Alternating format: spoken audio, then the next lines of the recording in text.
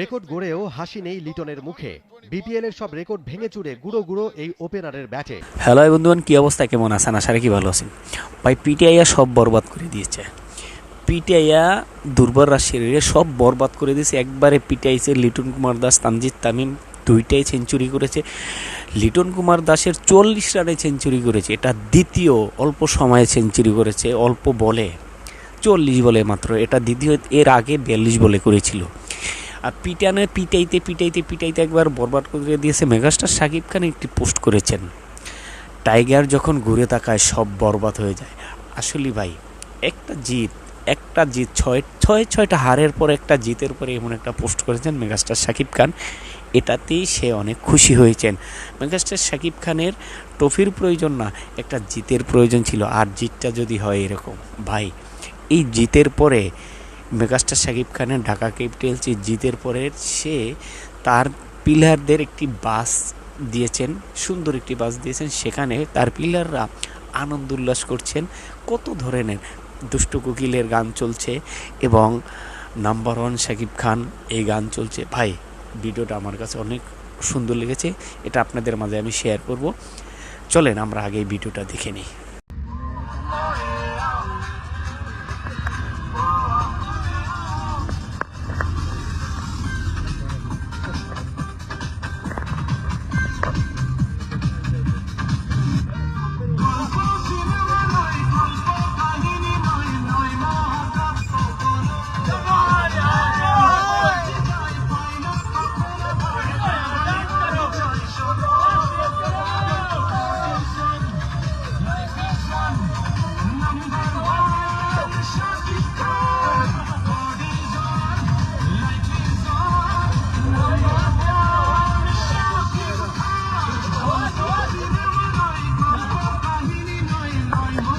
আমাদের সেলিব্রেশন কিন্তু শুরু হয়ে গিয়েছে। সবাই কিন্তু একদম সবাই খুবই উৎফুল্ল এবং সেলিব্রেশন স্টার্ট।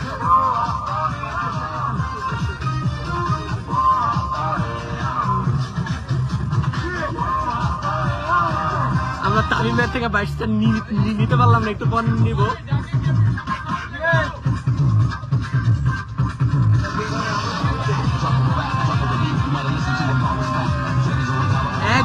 একদম পুরোপুরি পার্টি মোড অন।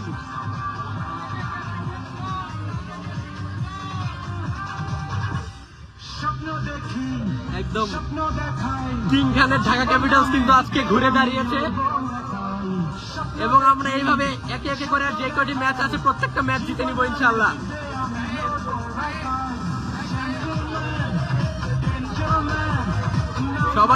সবাই পার্টি মোড অন।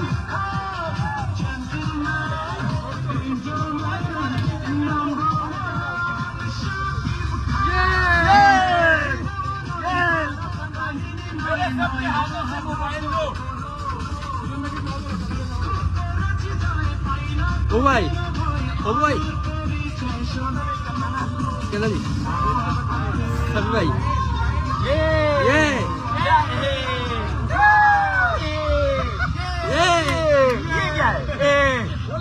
भाई लाइव में क्या हुआ? कम ऑन यार, मोबाइल रखो सारे। लाइट ऑफ कर दीजिए भाई। ना लाइट ऑफ नहीं होगा, चिल पार्टी होगी, बस में पार्टी होगी। मोबाइल से ऑफ सारे। खाना तो लाइव में। ढाका कैपिटल का सॉन्ग लगाओ।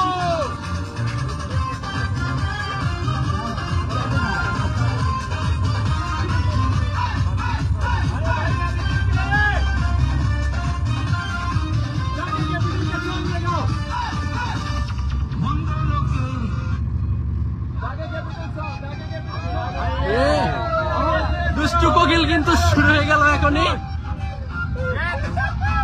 आवाज तेज करो।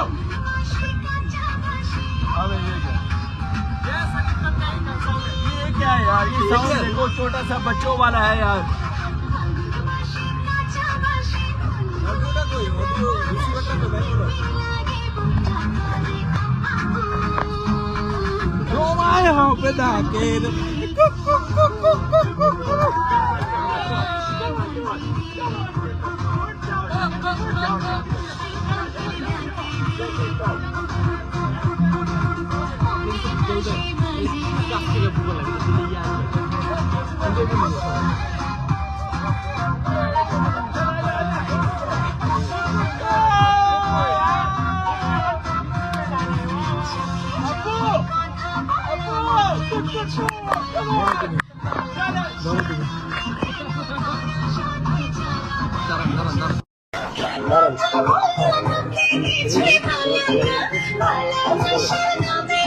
প্রথম জয়ের পরে কিন্তু পার্টি মোড অন আছে বাসে, আপনারা দেখতে পাচ্ছেন।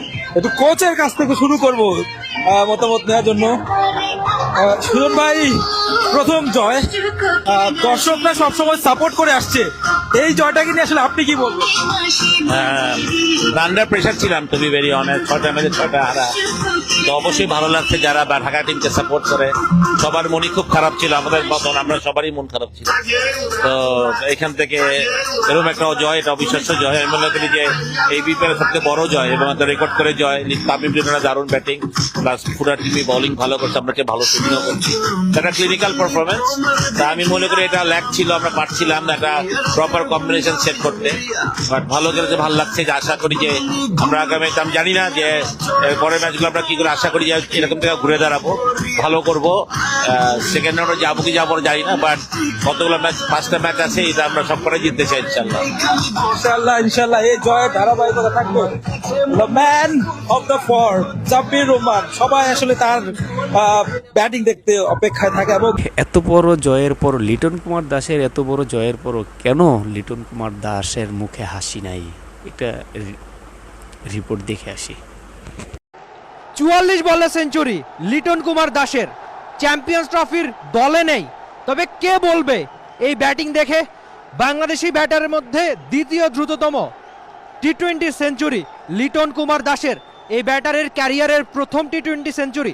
পারভেজ হোসেন ইমন করেছিলেন 42 বলে, তামিম ইকবাল 48, আর এর মাঝখানে দ্বিতীয় দ্রুততম আজকের লিটন কুমার দাসের দারুণ এই সেঞ্চুরি। শুরু থেকে উইকেটের চারপাশে রান করা বলতে যেটা বোঝায়, সেই কাজটাই করেছেন লিটন কুমার দাস। আমরা একটু গ্যালারিটা দেখানোর চেষ্টা করি, কিংবা স্কোরবোর্ডের অবস্থা একটু দেখানোর চেষ্টা করি, তাহলেই দেখবো পুরো ইনিংস জুড়ে এই 30 বছর বয়সী কি দারুণ খেলাটাই খেলেছেন। আজকে আবার তার অ্যাচিভমেন্টের দিন। তিনি তার ক্যারিয়ারের, মানে টি-20 ক্যারিয়ারে 5000 টি-20 রান স্পর্শ করেছেন, আর বিপিএলে খেলতে নেমেছিলেন 101তম ম্যাচ। রেকর্ড গড়েও হাসি নেই লিটনের মুখে। বিপিএল এর সব রেকর্ড ভেঙে চুরে গুঁড়ো গুঁড়ো এই ওপেনারের ব্যাটে রীতিমতো তাণ্ডব চালিয়েছেন সিলেটে। শেষ পর্যন্ত লিটনকে আউট করতেই পারল না দুর্বার রাজশাহীর কোনো বোলার। ক্যারিয়ার সেরা একটা ইনিংস খেলে ছাড়লেন মাঠ, তারপরেও মুখ গোমড়া। চ্যাম্পিয়ন্স ট্রফির দল থেকে বাদ পড়ার আক্ষেপ যেন ঝাড়লেন বলের ওপর। ভাই ব্রাদার, আজকের খেলাটা এতই ভালো লেগেছে, এতই 4 ছক্কা হয়েছে, যা অসাধারণ। লিটন কুমার দাসকে আউটই করতে পারলো না। তানজিদ তামিম শেষে গিয়ে আউট হয়েছে, শুধু একটা উইকেটের বিনিময়ে তারা জিতে গেছেন। ভাই ব্রাদার, আজকের ভিডিওটা আমার কাছে অনেক ভালো লেগেছে। আজকের ভিডিওটা আপনাদের কাছে কেমন লেগেছে অবশ্যই জানাবেন। সবাই ভালো থাকবেন, সুস্থ থাকবেন, সবার জন্য সবাই দোয়া করবেন। আল্লাহ হাফেজ।